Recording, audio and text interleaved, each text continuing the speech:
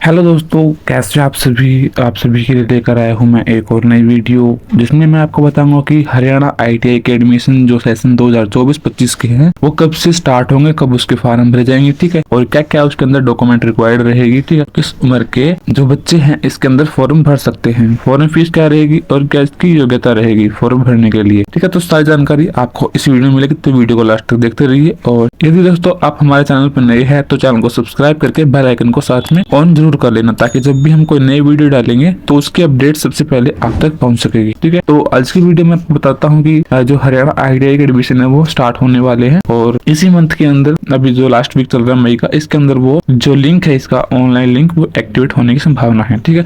तो आज मैं आपको बता देता हूँ कि आगे मैं क्या क्या चीज इसके अंदर रहेगी, ठीक है। तो डॉक्यूमेंट क्या क्या रहेंगे इसके लिए, क्या उम्र रहेगी, क्या फीस रहेगी और क्या इसके लिए योग्यता रहेगी, ठीक है। क्वालिफिकेशन क्या रहेगी इसको अप्लाई करने के लिए। सबसे पहले बात करते हैं इंपॉर्टेंट डेट्स की, ठीक है। तो जो उसका ऑनलाइन फॉर्म है वो कब से स्टार्ट होगा, वो स्टार्ट होगा मई के अंदर, मई 2024 के अंदर, यानी कि अभी मई का लास्ट जो वीक रहेगा उसके अंदर इसका जो लिंक है वो एक्टिवेट होगा।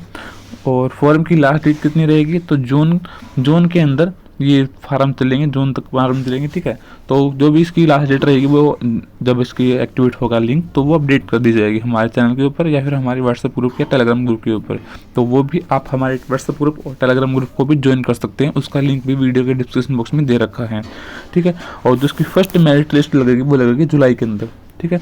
जो इसका फॉर्म है वो स्टार्ट होगा मई के अंदर, ठीक है। लास्ट डेट रहेगी जून के अंदर और जो इसकी फर्स्ट मेरिट लिस्ट लगेगी वो लगेगी जुलाई के अंदर, ठीक है।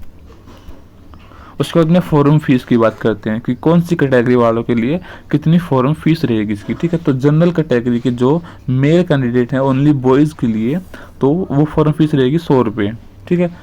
जनरल हो या फिर ओबीसी वाले हो, ठीक है, उनके लिए रहेगी 100 रुपये फीस। और एसटी और एससी जो मेल कैंडिडेट हैं उनके लिए फॉर्म फीस रहेगी 50 रुपये, ठीक है। और सभी कैटेगरी की फीमेल यानी कि लड़कियों के लिए इसकी फॉर्म फीस 0 रहेगी, चाहे वो जनरल कैटेगरी की हो, चाहे वो एससी या एसटी कैटेगरी की हो या फिर ओबीसी कैटेगरी की हो, तो उनकी जो फीस है वो रहेगी 0, ठीक है। और जो पेमेंट मेथड है वो आप ऑनलाइन तरीके से इसका फीस को पे कर सकते हैं, ठीक है। अपना Paytm, credit card, UPI card जो भी है उससे आप इसकी फीस को पे कर सकते हो। उसके बाद में बात करते हैं एज लिमिट की, ठीक है। तो इसके अंदर कोई भी एज लिमिट नहीं है कि आप इस उम्र को पार कर लेते हैं तो आप इसके लिए आप फॉर्म नहीं भर सकते, ठीक है। तो इसके लिए कोई भी एज लिमिट नहीं है, कोई भी जो भी है 17 से ऊपर का, 17 या 18 से ऊपर का, जिसने 10th कर रखी है तो वो इसकी जो फार्म है वो कभी भर सकता है, चाहे वो 40 की उम्र में भरे, चाहे वो 60 की उम्र में भरे, ठीक है, चाहे वो 30 की उम्र में भरे। तो इसके लिए कोई भी एज लिमिट नहीं है, आप कभी भी इसका फॉर्म किसी भी उम्र में भर सकते हैं। उसके बाद में है एलिजिबिलिटी क्वालिफिकेशन, यानी कि ये फॉर्म भरने के लिए आपके पास मिनिमम यानी कि कम से कम क्या क्वालिफिकेशन आपके पास होनी जरूरी है, ठीक है। तो जो कम से कम योग्यता है वो है 10th पास, आप 10th पास इसमें होना जरूरी है, क्योंकि 10th बेस के ऊपर ही इसका फॉर्म अप्लाई होता है। टोटल सीट की बात करते हैं तो अभी तक इसकी जो टोटल सीट है वो नोटिफाई नहीं की गई है, क्योंकि हर एक ITI के अंदर अपनी अलग अलग सीट्स होती है। तो आपके आसपास जो भी ITI होगी, ठीक है, तो उसकी जो सीट्स है वो उसके अकॉर्डिंग रहेगी, ठीक है। तो आप उसमें ITI में जाके पता कर सकते हैं कि टोटल सीट्स कितने हैं, ठीक है, कौन सी ट्रेड के अंदर है। उसके बाद में टोटल ट्रेड्स कौन सी, यानी कि कौन कौन सी ट्रेड्स के लिए हम इसमें फार्म अप्लाई कर सकते हैं, ठीक है। तो कारपेंटर के लिए हम इसमें अप्लाई कर सकते हैं, ठीक है, कारपेंटर के लिए कर सकते हैं, कोपा के लिए कर सकते हैं, DMC यानी कि draftsman, civil mechanic, mechanical civil, ठीक है, और DMM के लिए भी कर सकते हैं, electrician, electronic mechanics, fitter, diesel mechanic, stenographer Hindi या इंग्लिश, क्योंकि हर एक ट्रेड जो है इसमें दे रखी है वो क्या पता किसी ITI में ना हो, किसी ITI में हो, ठीक है। और कुछ किसी ITI में कुछ एक्स्ट्रा हो तो वो उसमें आपको ITI में जाकर ही पता करना पड़ेगा, क्योंकि कुछ एक जो ITI होती है उसके अंदर नहीं होती है सीट्स, ठीक है। वायरमैन की होती है, कॉस्मेटोलॉजी यानी कि ब्यूटिशियन की होती है, जो ब्यूटी पार्लर काम करती है उनकी होती है, MMB यानी कि मोटर व्हीकल की हो जाएगी इसके अंदर, सीविंग टेक्नोलॉजी यानी कि सिलाई कढ़ाई वाली, ठीक है, और टर्नर, ठीक है। तो ये ट्रेड लगभग रहती है हर ITI के अंदर। अगर कुछ ITIs के अंदर ये ट्रेड नहीं है, कुछ और ट्रेड है, तो आप उसमें ITI में जाके पता कर लीजिए, जो भी आपके आसपास जो भी ITI होगी या फिर जिस भी ITI के अंदर आप अपना फॉर्म अप्लाई करना चाहते हैं, ठीक है। तो ये ट्रेड इसके अंदर नॉर्मली रहती है। उसके बाद में बात करते हैं रिक्वायर्ड डॉक्यूमेंट्स की, ठीक है। तो ये फॉर्म भरने से पहले आपके पास क्या क्या डॉक्यूमेंट्स होने जरूरी है, तो जो भी इसके अंदर मैं बताऊंगा वो डॉक्यूमेंट आप फार्म भरने से पहले ही अपने बनवा लें, ठीक है। अगर आपके पास नहीं है तो बनवा लेना, और जो अगर है तो उसको आप इकट्ठा करके एक जगह रख लेना चाहिए, ताकि जब भी आप फॉर्म भरवाओ तो वो डॉक्यूमेंट ढूंढने में आपको परेशानी ना हो, ठीक है। तो सबसे पहले बात करते हैं फैमिली आईडी, परिवार पहचान पत्र। सबसे पहले आपको आपके पास अपनी फैमिली आईडी होनी जरूरी है, ठीक है। फैमिली आईडी जिसमें हम अपना नाम वगैरह होता है, अपनी पूरी फैमिली डिटेल होती है, ठीक है, वो आपके पास होनी जरूरी है। फैमिली आईडी आपके पास होनी चाहिए। उसके बाद में आपकी जो शैक्षणिक योग्यता, यानी कि 10th बेस पे आप अप्लाई कर रहे हो तो 10th बेस पे, और 12th बेस पे अप्लाई कर रहे हो तो 12th की DMC आपके पास होनी जरूरी है, ठीक है। उसके बाद में आपका आधार कार्ड, आपके पास अपना आधार कार्ड भी होना चाहिए।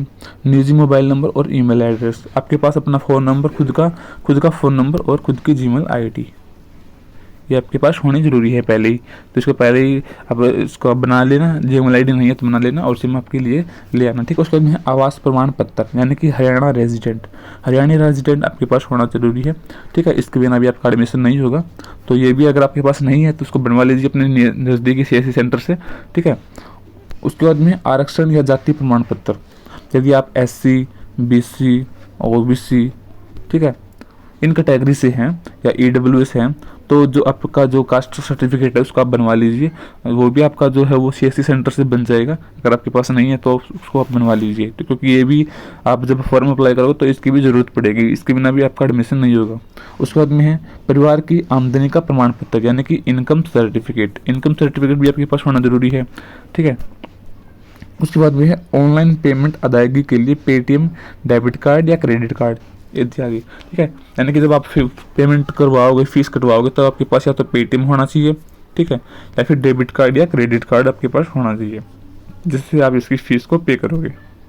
उसके बाद में है संस्थानों की सूची जहाँ पर आप दाखिला लेना चाहते हैं, भी कौन कौन सी IITs के अंदर आप एडमिशन लेना चाहते हैं, तो वो भी आप 1-2 IITs को आप चूज़ कर लेना कि आप कौन सी IIT में अप्लाई करोगे, ठीक है। इसके अंदर लगभग आप कई IITs को आप सिलेक्ट कर सकते हो कि अगर आपका इस ट्रेड के अंदर इस IIT में नहीं होता है तो वो दूसरी ट्रेड अगर किसी और IIT में है, ठीक है, तो वहाँ पे अगर आपका सिलेक्शन हो जाता है तो आप उसमें एडमिशन ले सकते हैं, कि आप मल्टीपल इसमें चॉइस फिल कर सकते हैं।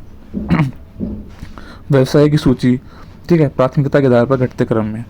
इसमें क्या है कि आप कौन सी ट्रेड करते हो, जैसे कि आपने कोई भी एक IIT अपने अप्लाई कर दी, ठीक है, एक IIT का आपने अप्लाई कर दिया, किसी भी सैलरी की कोपा के लिए अप्लाई कर दिया, आप चाहते हो कि आप कोपा में भी एडमिशन लेना चाहते हो, या फिर कोपा में ना हो तो इलेक्ट्रिशियन में लेना चाहते हो, ठीक है, इलेक्ट्रिशियन में ना हो तो फीटर में लेना चाहते हो, ठीक है। तो उसके अंदर आपकी चॉइस फिलिंग होगी, ठीक है, इस ट्रेड के हिसाब से। और वो आपको कैसे रखनी है, जो आपको सबसे पहले चाहिए, जो ट्रेड सबसे पहले चाहिए वो सबसे ऊपर होगी। जैसे कि सबसे पहले मेरे को चाहिए कोपा, ठीक है, अगर कोपा में नहीं होता है तो जो सेकंड प्रेफरेंस है मेरी वो होगी शायद इलेक्ट्रिशियन, ठीक है, इलेक्ट्रिशियन हो जाएगा ही। और इलेक्ट्रिशियन में नहीं होता है तो मैं चाहता हूँ कि मेरे फीटर में हो जाए एडमिशन। तो इस प्रकार से ये आपकी चॉइस फीलिंग होगी, प्रेफरेंस फीलिंग होगी, ठीक है। तो जो सबसे पहले आपको जरूरी चाहिए, जो सबसे पहले आपको होनी चाहिए, तो वो सबसे ऊपर रहेगी। जो आपको नहीं चाहिए या फिर आपको चाहिए कि अगर इनमें से एडमिशन ना हो तो इसमें हो जाए, तो वो आपको सबसे नीचे रखनी है, ठीक है, प्राथमिकता के आधार पर घटते क्रम में। उसके बाद में CGPA के आधार पर अपने अंक की गणना, ठीक है, जो भी आपका 10th की DMC है या 12th की DMC है उसके हिसाब से आपकी जो भी परसेंटेज बनती है उसको आपको काउंट करना है। और उसके बाद में आवेदक पासबुक, बैंक पासबुक, आपकी जो बैंक की कॉपी है उसको भी आप उसकी बनवा लेना, अगर आपके पास नहीं है तो बैंक के अंदर से ले आना, ठीक है, ये भी आपके पास होनी जरूरी है। तो ये फॉर्म अप्लाई करने के लिए आपको इन सभी डॉक्यूमेंट्स की आवश्यकता पड़ेगी, तो ये चीज़ आप पहले ही बनवा लीजिएगा, क्योंकि जब भी आप इसमें जब लिंक एक्टिवेट हो जाएगा और आपके पास कोई भी डॉक्यूमेंट नहीं होगा तो फिर वो बनवाने में आपका टाइम निकल जाएगा और फिर आप फॉर्म भी नहीं भर पाओगे, ठीक है। तो ये चीज़ आप पहले ही बनवा लेना। उसके बाद में आप how to apply the form, आप फॉर्म कैसे अप्लाई करोगे, तो सबसे पहले क्या करना, आपको जो भी आपकी एलिजिबिलिटी है उसका आपको चेक करना है। जब इसका IIT का एडमिशन का जो नोटिफिकेशन, ऑफिशियल नोटिफिकेशन जारी होगा तो उसके अंदर से आपको अपनी एलिजिबिलिटी को चेक करना है कि आप इसके लिए एलिजिबल हो, जो भी इसके अंदर पूछ रखा है कि आपके पास ये होना जरूरी है, ये होना जरूरी है, हो, ठीक है। सब चीज़ें अगर आपके पास होगी तो आपको ये जो वेबसाइट लिंक दे रखा है IITI हरियाणा एडमिशन NIC.in, ठीक है। इस वेबसाइट के ऊपर आपका ऑनलाइन एडमिशन का जो फॉर्म है वो फिल किया जाएगा, ठीक है। तो वो आप इसको जब भी इसका लिंक एक्टिवेट होगा तो यहाँ से आप इसका फॉर्म अप्लाई कर सकते हैं, या फिर आप हमारे वीडियो के डिस्क्रिप्शन बॉक्स में भी इसका लिंक दे दिया जाएगा। जब इसका एक्टिवेट होगा तो वहाँ से क्लिक करके भी आप डायरेक्ट अपना एडमिशन वाली साइट पर पहुँच सकते हो। उसके बाद क्या करना, आपको अपना पूरा फॉर्म को ध्यानपूर्वक से फिल करना है, एक एक डिटेल आपको फिल करनी है पूरी।